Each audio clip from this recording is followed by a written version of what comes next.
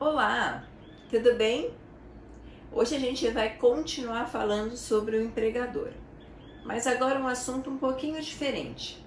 A gente já viu quem é o empregador típico e também os grupos empresariais em relação à sucessão de empregadores. E hoje a gente vai largar um pouquinho a caracterização da figura do empregador e da sua responsabilidade em relação às verbas trabalhistas para conversar sobre a conduta desse empregador. Como é que esse empregador pode organizar a sua mão de obra? O que é que está ou não permitido ao empregador na organização da mão de obra? É por isso que o tema da aula de hoje é sobre poder diretivo do empregador. Bom, a gente já sabe que o empregador só é empregador na medida em que ele assume os riscos da atividade econômica. Se o empregado participa do risco, se ele só ganha salário caso a empresa vá bem ou não, ele não é empregado, ele é sócio, ele é empregador. Nós já conversamos sobre isso em outras oportunidades. A figura do empregador demanda que haja, numa situação concreta, essa diferença, onde a parte que contrata assume todo o risco da atividade e deve garantir o cumprimento dos direitos e garantias trabalhistas para a parte contratada, que vai receber os seus direitos, mesmo que a empresa, que o contratante não vá muito bem das pernas. Bom, basta ver o que está acontecendo agora, durante a pandemia de coronavírus. Muitas empresas estão com a sua capacidade de produção e de faturamento muito reduzida, ganhando muito menos dinheiro do que ganhavam há um mês e meio atrás, trabalhando menos da metade do seu potencial. Mesmo assim, os direitos dos seus empregados vão continuar sendo respeitados. Eu estava conversando com o pessoal outro dia, e inclusive esse foi um dos temas. Alguns dos meus colegas que estavam falando comigo agradecendo por serem empregados e não patrões e não empregadores, na medida em que os empregadores assumem esse risco, na medida em que os empregadores, em última instância, suportam o prejuízo, assim como eles também, caso tudo dê certo, se beneficiam do lucro. Mas, seja como for, o risco do exercício da atividade é sempre do patrão, é do empregador. E na medida em que ele assume todos os riscos da atividade, é razoável que ele possa ter pleno domínio dessa atividade. Se ele assume todo o risco daquele empreendimento, ele deve poder administrar aquele empreendimento como ele entende que é correto. Essa possibilidade de dominar a empresa, de dominar o empreendimento, faz com que o empregador tenha, entre outras coisas, que organizar e dominar a sua mão de obra. Não é só o que eu faço com o meu estoque, não é só como é que eu entrego a mercadoria para o meu cliente, é também como é que eu organizo o que vai ser feito dentro da minha empresa. Quem é que vai organizar o meu estoque? Quem é que vai entregar a mercadoria? Como vai? Que horas vai? Como deve estar vestido? Pois bem, o poder do empregador de dominar a sua empresa como um todo e esbarrando fortemente na necessidade de dominar também a mão de obra, nasce não só do fato dele assumir o risco da atividade, mas também dele ter que ser necessariamente alguém que subordina o empregado. Se eu assumo o risco da empresa, se para isso eu preciso dominar os procedimentos da minha empresa e dominar a minha mão de obra, então eu preciso ter como garantia a possibilidade de mandar nos meus empregados. Eu tenho que subordinar os meus empregados, eles devem ter que me obedecer. É por isso que também uma das características da figura do empregado é a pessoa que trabalha com subordinação. Não dá para se imaginar uma situação em que cada empregado faz o que quer, chega na hora que quer, veste-se do jeito que quer, atende telefone se quiser, vai ao trabalho na hora certa se quiser. Não fica a cargo do empregado decidir os limites e a forma como ele trabalha. O empregador é que determina e o empregado tem a obrigação de acatar essas ordens, porque as características da relação de trabalho trazem essas duas figuras muito importantes.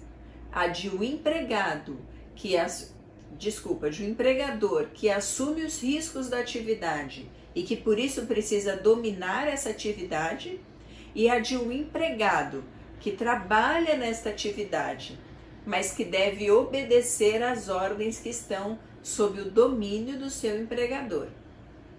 Quando a gente fala em domínio, a gente já logo pensa numa situação em que uma pessoa tem a possibilidade de mandar na outra e outra pessoa que tem a obrigação de respeitar e acatar a ordem. Isso é, em última análise, a demonstração nítida de que a relação entre empregado e empregador é uma relação vertical. É uma relação jurídica em que alguém, por força de lei, tem o poder de mandar e, para que esse poder seja exercido, o outro, por força de lei, tem o dever de respeitar a ordem. Essa verticalização da relação jurídica possibilita uma série de condutas abusivas. É por isso que a lei garante ao empregador a possibilidade de mandar. É por isso que a lei dá ao empregador poder de dirigir a sua mão de obra. Mas esse poder, ele deve, sem sombra de dúvida, ser exercido de forma lícita, ser exercido de forma limitada, respeitando, obviamente, todos os limites legais e também todos os limites éticos, morais, de boa fé. As ordens que o patrão impõe e que devem ser respeitadas não podem ser excessivas, não podem ser abusivas, porque exercer o seu direito de mando só é válido, só é regular na medida em que o empregador faz isso dentro dos limites impostos pela lei. Um passo além daquilo e ele ultrapassa a linha da licitude. O que era um poder lícito passa a ser um abuso, que pode ser discutido em todas as esferas, inclusive judicial, e que pode render e que pode resultar em uma condenação.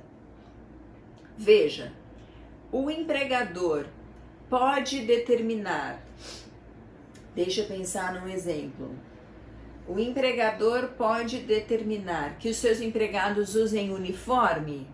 Pode. O empregador pode determinar que os empregados usem uma camisa que tem o logo da empresa, que trabalhem de boné, que trabalhem de touca, que usem uma bota e que se apresentem desta forma para os clientes? Tranquilamente. O empregador pode abusar do seu poder de determinar a vestimenta dos seus empregados para colocar um ou outro empregado numa situação ridícula ou vexatória, como acontece numa série de lugares? Por exemplo, a mulher que não atingiu uma meta vai ter que usar uma roupa provocativa, vai ter o homem se vestir de mulher ou a mulher se vestir de homem. Existem julgados em que a pessoa que não cumpria a meta tinha que chegar no trabalho e participar de eventos de trabalho fantasiado de galinha, de frango. Não. Por que o patrão pode determinar a vestimenta em alguns casos e não pode determinar a vestimenta dos empregados em outros casos? Porque nesses últimos exemplos que eu citei aqui, a linha da regularidade, da licitude do direito foi ultrapassado. Ele tinha essa possibilidade, ele tinha esse direito, ele podia exercer esse poder até um determinado espaço, até um determinado limite. Quando esse limite é ultrapassado, quando existe abuso, quando existe exagero, acaba o exercício regular de um direito e passa a haver abuso de direito, excesso na prática do direito. E isso gera um problema para o empregador, que age, portanto, ilicitamente. Pois bem, o empregador pode, como a gente acabou de ver, mandar na conduta dos seus empregados enquanto estão executando as suas tarefas. O empregador pode determinar como o trabalho deve ser feito, de que forma, em que local, em qual horário. Isso faz parte do seu poder diretivo. O poder diretivo do empregador, então, ele tem, nesse primeiro momento, o viés de possibilitar a organização da mão de obra, o que se reflete num poder que a gente chama de poder de organização. Mas de nada adianta o patrão poder organizar a sua mão de obra se ele não puder fiscalizar se as ordens que ele deu estão sendo corretamente executadas. E também de nada adianta poder mandar, poder fiscalizar, se não há nada que ele possa fazer em caso de descumprimento. É por isso que dentro do poder diretivo também existe o poder de punir, caso alguém não esteja cumprindo as ordens adequadamente. O poder diretivo, então, ele tem 3 vieses. O primeiro é de organizar e de determinar e exigir determinados comportamentos e condutas. O segundo é o de fiscalizar, saber se essas determinações estão sendo corretamente cumpridas. E, por fim, o de punir, caso essas condutas não estejam acontecendo, caso as ordens não estejam sendo executadas adequadamente. Hoje, a gente vai ver o primeiro desses poderes, que é o poder de organização, que é o poder de exigir condutas determinadas aos empregados, que é o poder de organizar a mão de obra. Esse poder de organização, ele tem como fundamento principal, como pilar, a possibilidade de dar comandos. O poder de organização é o poder de dar comandos, de comandar. Esses comandos, eles podem ser de todas as formas. Podem ser comandos comissivos, faça tal coisa desse jeito, ou comandos omissivos, não faça tal coisa assim. Podem ser específicos ou podem ser genéricos. Por exemplo, você vai fazer isso, embora o resto não. Ou então, todos farão determinada coisa. E também pode ser uma determinação verbal ou uma determinação por escrito. Todas as ordens lícitas que o empregador der para os seus empregados devem ser cumpridas. O descumprimento de alguma ordem pode gerar punição, como a gente já viu. As ordens lícitas devem ser cumpridas. E geralmente, essas ordens, na nossa realidade atual, começam a ser cada vez mais dadas expressamente. Os empregados estão sendo cada vez mais treinados para obedecer às determinações de uma determinada empresa. Essa, como é que eu posso dizer? Essa tendência de tornar expressa a ordem beneficia o empregador na medida em que ele consegue acabar com qualquer dúvida dos seus empregados e garantir, portanto, um maior adimplemento dessas determinações, mas também beneficia os empregados, que conseguem compreender com maior clareza tudo o que precisam fazer. É por isso que cada vez mais a gente vê as empresas fazendo regimentos, regulamentos internos. É por isso que as empresas vêm fazendo com uma frequência cada vez maior códigos de conduta, determinando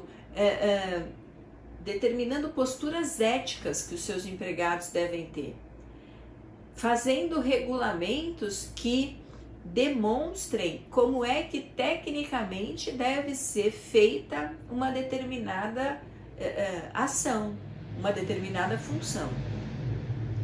Esse conjunto de normas que a própria empresa estabelece para os seus empregados de forma escrita, clara, objetiva, faz parte de algo maior, que vem ganhando muito espaço na atualidade, que vem se espalhando pelas empresas de médio e grande porte em todas as áreas, não só nas questões trabalhistas. É o que a gente chama de compliance. Para a gente aqui, compliance trabalhista. Bom, talvez você já tenha ouvido falar nesse termo, mas ainda não tenha conhecimento técnico do que ele é. O compliance, de uma forma geral, esse termo significa atender às normas, estar em conformidade. Compliance é estar em conformidade com as normas.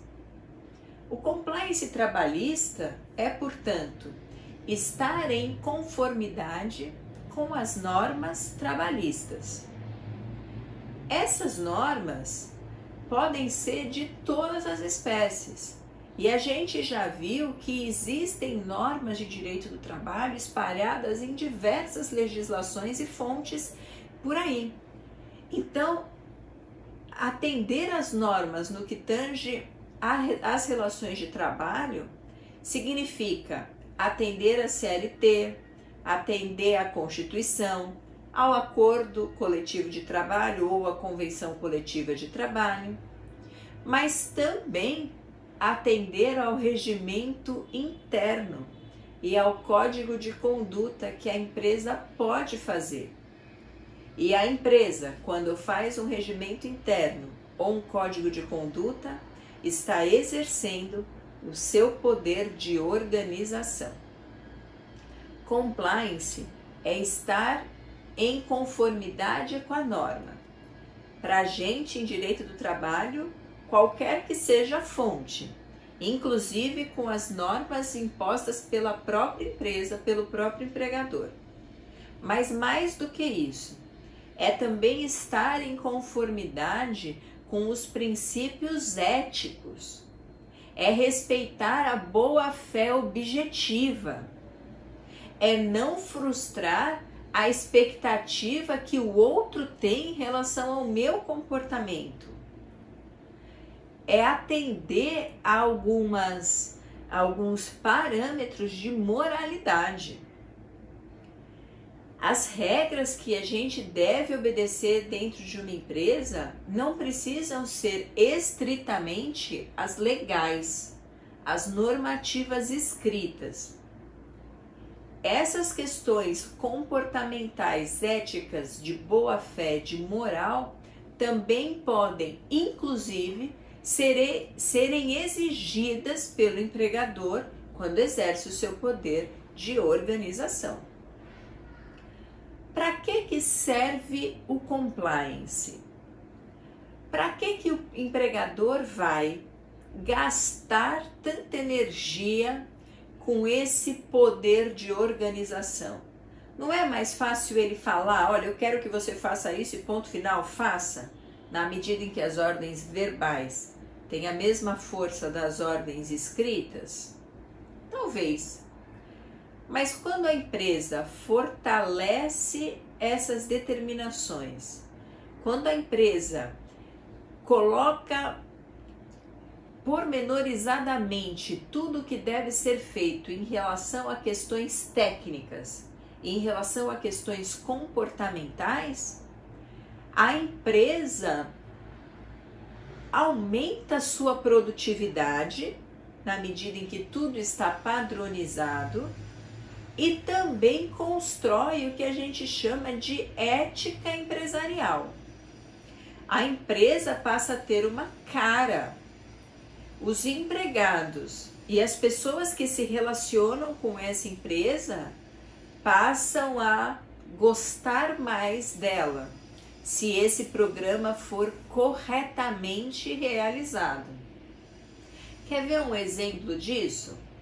Eu conheço muita gente que compra produto da Natura e não de outras revendedoras de cosméticos, porque a Natura tem um programa social, de emprego, de desenvolvimento e proteção ambiental, porque recicla embalagem, porque compra produtos de aldeias e tribos, porque contrata uma mão de obra artesanal em lugares afastados que não tem visibilidade e nos quais o dinheiro chega com mais dificuldade.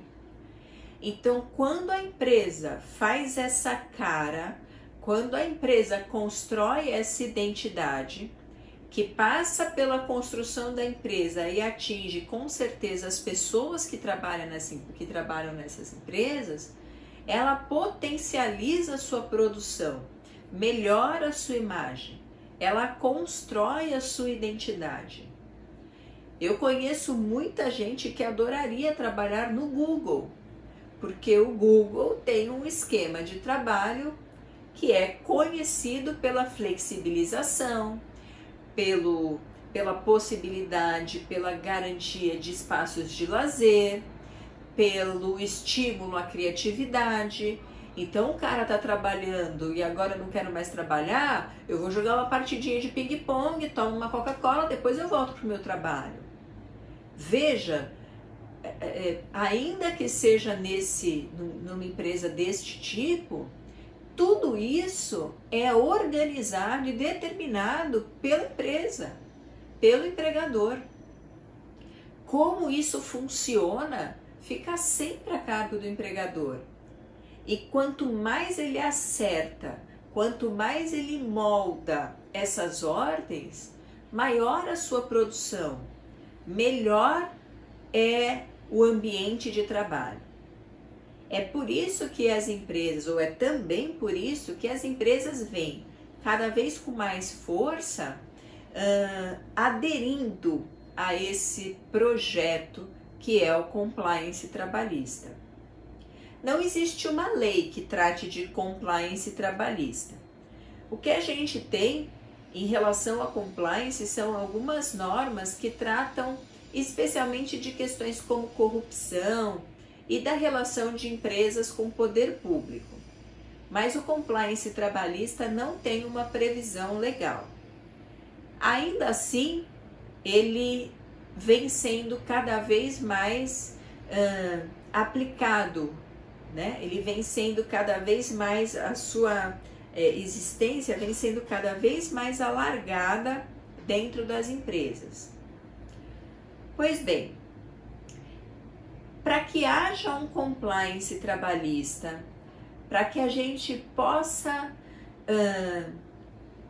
visualizar na prática uma empresa que segue compliance trabalhista, é preciso que o poder de organização desse empregador, dessa empresa, esteja expresso em normas escritas.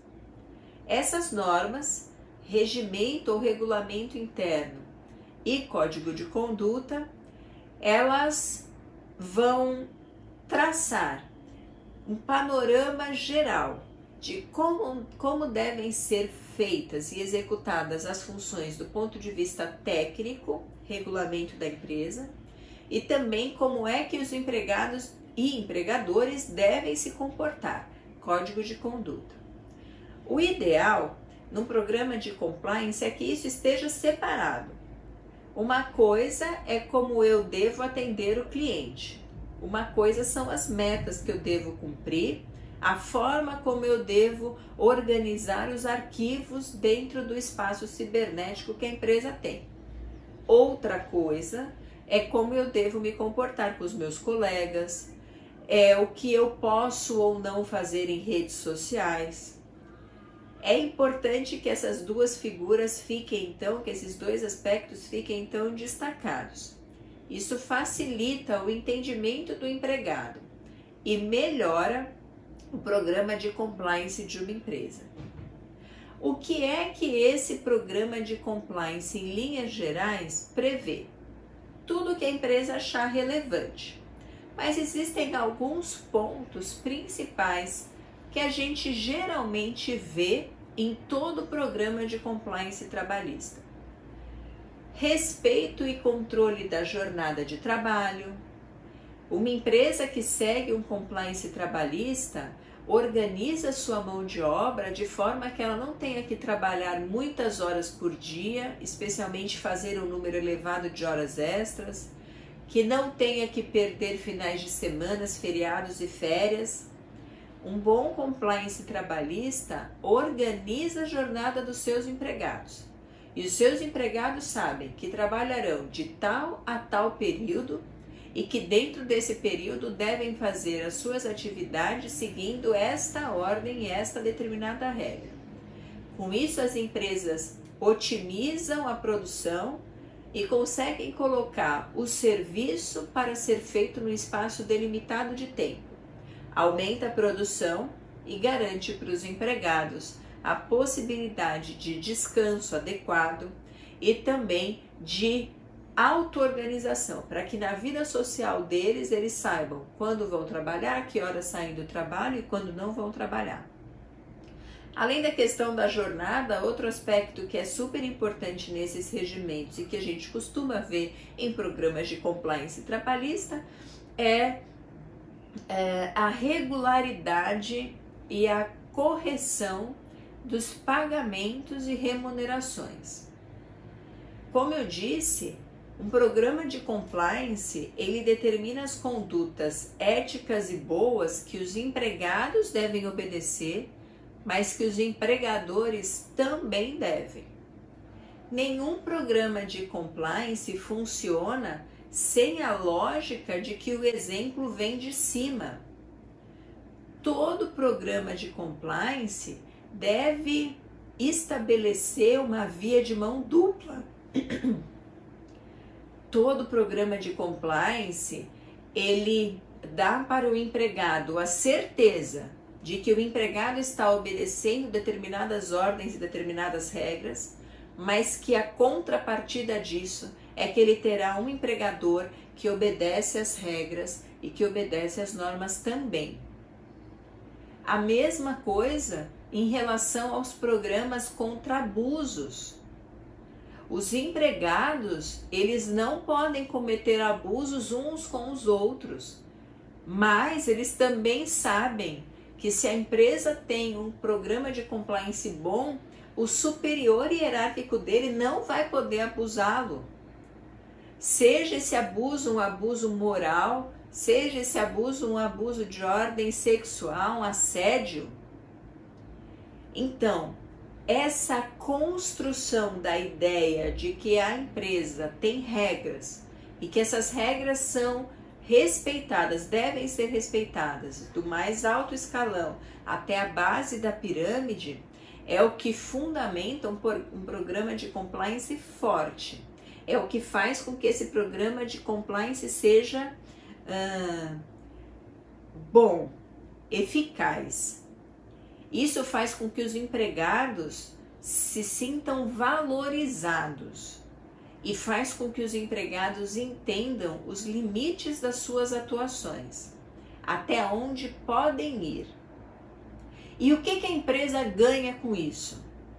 Qual é a vantagem que a empresa tem? Uma série de vantagens. Primeira vantagem, quando existem regras que são obedecidas do começo ao fim da empresa, em todos os escalões, eu faço com que as condutas erradas e prejudiciais sejam desestimuladas. Porque num lugar em que cada um tem liberdade para fazer o que quiser, e que se eu fizer uma coisinha errada eu já sei que não pega nada, havendo a possibilidade, o risco de se fazer o errado aumenta. Agora, quando eu entro numa empresa que tem regras rígidas, que tem um código de conduta eficaz, eu vejo que o chefão fez alguma coisa errada, assediou a secretária e foi demitido da empresa, eu também não vou fazer nada errado. Porque o exemplo, a punição, a demonstração de que aquilo funciona é cotidiano para mim. Se eu vi que o meu colega foi demitido porque postou uma bobagem sobre a empresa no Facebook, eu vou pensar 2 vezes antes de fazer isso. Então, uma das vantagens, e é uma grande vantagem, é o desestímulo a condutas erradas, a condutas que não são aceitas dentro daquele ambiente empresarial. Outra vantagem que a empresa tem muito grande é que quando as regras são obedecidas, tanto as regras de ordem jurídica, as regras legais, quanto as regras de ordem ética e moral, diminui-se muito o risco e o passivo trabalhista daquela empresa. Se eu estabeleço regras e todos na minha empresa cumprem as regras, inclusive eu cumpro os meus deveres, se eu deixo todas as minhas obrigações claramente cumpridas e atendidas, os meus empregados não terão razão para me processar quando esse vínculo de trabalho acabar. Um processo trabalhista que trate, por exemplo, de questões de assédio moral pode ser um processo com condenações milionárias. A depender do tipo de assédio, pode haver configuração de um assédio coletivo. E a multa nesses casos, a condenação nesses casos, de fato atinge a casa dos milhões. Como é que a empresa evita isso? Como é que a empresa evita o risco de ser processada na Justiça do Trabalho e ficar com uma dívida pendurada numa justiça que pode demorar de 5 a 8 anos para resolver um problema, com juros de 1% ao mês? Como é que eu resolvo essa questão? Um processo trabalhista é caro, eu vou pagar o empregado, tenho que pagar o advogado que vai cuidar da causa para mim, tenho que pagar o advogado do empregado que ganhou a causa. Enfim, quando a empresa estabelece regras e fala, empregados, façam desta forma, e ela também obedece às próprias regras, ela diminui esse passivo trabalhista. Existem muitas empresas atualmente que demonstram frequentemente na Justiça do Trabalho que não devem nada para os seus empregados. Não é raro que a gente veja audiência trabalhista em que a empresa leva uma série, mas muitos documentos provando que tudo que deveria ter sido feito pela empresa foi feito e que, portanto, aquele empregado não tem direito a nada. Essa é uma realidade nova. Esse cuidado das empresas, esse cuidado excessivo e eficaz das empresas para evitar as demandas trabalhistas é algo novo, porque já se sabe o custo que isso tem para a empresa, que não é baixo. E se eu trabalho numa empresa, soube que uma pessoa entrou na justiça pedindo tal direito, a empresa provou que não tinha, perdeu. O outro foi mandado embora, entrou na justiça, perdeu. O outro foi mandado embora, entrou na justiça, perdeu. Chega uma hora que eu, se for mandado embora, serei mandado embora convicto de que não adianta eu entrar na justiça, porque possivelmente eu vou perder também. Os empregados começam a ajuizar reclamações trabalhistas só quando verdadeiramente tiveram o seu direito violado. Porque até pouco tempo atrás, a Justiça do Trabalho era conhecida como uma justiça muito protetiva. E existia uma, como eu posso dizer, uma ficção, existia uma lenda de que qualquer empregado que entrasse na justiça saía pelo menos com acordo. Ah, entra, alguma coisa você vai ganhar com isso, algum troco você vai tirar. E as pessoas procuravam, às vezes, a justiça sem sequer se sentirem prejudicadas e violadas pelo seu empregador. Então você falava para um empregado numa consulta, tudo bem, o que aconteceu de errado? O que o senhor está querendo consertar com esse processo? Ah, não sei, mas eu trouxe aqui a minha documentação para a senhora conferir. Eu vi um cara que entrou com processo e ganhou tal coisa. Um colega meu entrou com processo dizendo que a gerente xingava ele e ganhou dano moral. O fulano ganhou hora extra. Tá aqui os números dos processos dos meus amigos para ver se eu tenho direito a alguma coisa dele também, porque eu quero entrar junto nessa. Ou seja, a pessoa não teve subjetivamente, ela não teve a percepção de nada errado. Mas como muitos dos seus colegas ajuizavam reclamações trabalhistas e faziam acordo, alguma coisa acontecia, mesmo sem eu ter sentido nada errado no meu caso, eu quero ver se para mim também dá isso. Veja, é claro que a gente tem que conferir se o empregado recebeu direito às suas verbas, a gente tem que analisar a situação concreta vivenciada pelo empregado para ver se houve algum tipo de abuso, algum tipo de irregularidade. Eu não estou dizendo o contrário disso. O que eu estou dizendo é que se a empresa ela é fraca no que tange às ordens, a obedecer às normas e a sua documentação, ela fica fragilizada no processo judicial. E essa ideia de uma empresa fraca que sempre é condenada pulveriza pelos empregados, e os empregados, achando ou não que tem direito a alguma coisa, processam essa empresa, porque já sabem que ela é fraca, que ela não tem documento, que ela é vulnerável no processo trabalhista. No sentido do vulnerável, não no sentido técnico, mas no sentido de haver um risco grande, de não ter força de argumento. Com um bom programa de compliance, com as regras sendo cumpridas por todos dentro da empresa e, portanto, com a diminuição do risco, uma empresa firme que estabelece regras, fiscaliza essas regras, que guarda sua documentação, ela espalha para os empregados a percepção de que tudo está acontecendo regularmente e, portanto, ela só vai ser processada, ou via de regra ela vai ser processada somente se o empregado achar que de verdade houve alguma lesão que mereça reparação. O desestímulo ao passivo trabalhista é um benefício que a gente imagina que seja o primeiro que as empresas observam quando contratam profissionais para estabelecer um bom programa de compliance.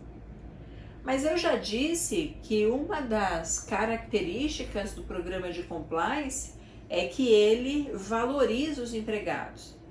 E os empregados valorizados, trabalhando num ambiente sadio, sem colocar a sua saúde física e mental em risco, são empregados que trabalham mais. E empresas que não têm esse cuidado, os empregados tendem a ficar mais doentes, a se acidentar mais. E isso faz com que eles se afastem do serviço. Quando um empregado sai da produção, a tendência é que a minha produção diminua.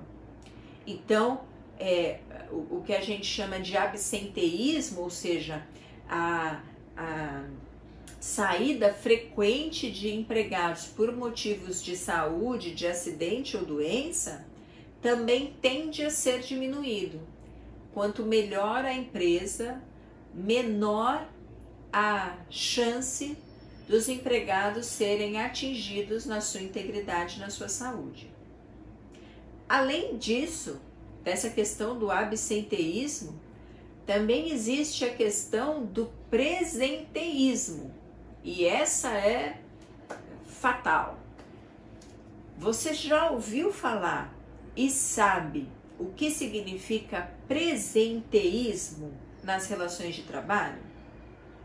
Pois bem, presenteísmo é o termo que caracteriza, que define aquela situação em que o empregado está presente no seu posto de trabalho, mas não consegue produzir nada. Eu tenho certeza absoluta que se não aconteceu com você, você sabe que aconteceu com alguém próximo que você conhece. A pessoa fala: você tá aí? Fala: tô só de corpo, a alma não tá. Você tá assistindo essa aula? Tô vendo aqui, o filme tá passando, mas eu não captei informação nenhuma. Eu estou assistindo o filme passar, mas eu não tô aqui de verdade. Você foi trabalhar hoje? Fui, fiquei sentada 10 horas na cadeira e não consegui fazer nada. Hoje não rolou nada. Eu estou aqui, mas não consigo fazer aquilo que eu preciso fazer aqui. Não consigo me concentrar na minha função. Presenteísmo é isso. Como é que as empresas podem aumentar a sua produtividade, otimizar a sua mão de obra, se ela pode ter uma série de empregados que estão lá fisicamente, que bateram ponto, que vão receber pelo dia, mas que não conseguem produzir nada porque estão esgotados, desvalorizados, cansados? O presenteísmo é pior que o absenteísmo, que é a falta mesmo, que é o afastamento mesmo. Porque quando meu empregado está doente e não vai trabalhar, eu consigo saber que ele não está lá e consigo colocar outra pessoa para fazer a função dele. Agora, quando ele está lá e passa 8 horas olhando para a tela do computador sem fazer absolutamente nada, eu não tenho como substituir essa mão de obra, como garantir a produtividade da minha empresa. Um bom programa de compliance, ele tenta criar um ambiente tão sadio, tão agradável e valorizar tanto os seus empregados que eles se sintam bem trabalhando, que eles não estejam trabalhando só fisicamente presentes, mas que eles estejam de fato fazendo com que a empresa atinja os resultados que ela pretende. Essa é a ideia das novas empresas.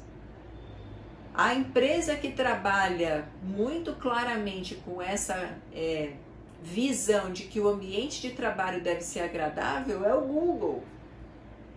A pessoa pode parar de trabalhar e falar: não, calma, não estou funcionando agora, deixa eu sentar aqui no puff, pegar um livro, ler, tomar um café, respirar, daqui a pouco eu volto, meia horinha aqui eu já volto. Isso faz com que as pessoas, em tese, estejam presentes no seu trabalho de corpo e alma. Um bom programa de compliance que representa o exercício eficaz do poder de organização do empregador traz esses e muitos outros benefícios. É por isso que vem crescendo muito nos últimos tempos.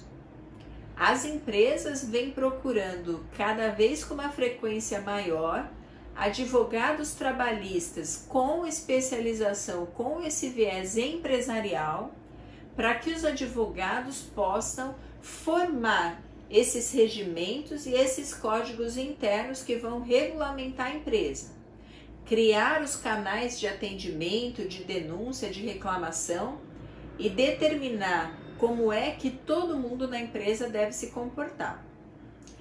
Até pouco tempo atrás, o advogado trabalhista era visto majoritariamente como um advogado que representava os empregados em ações trabalhistas, em processos, mas que não tinha essa capacidade de fazer um trabalho preventivo, consultivo. Era muito difícil que os advogados trabalhistas fizessem esse tipo de serviço.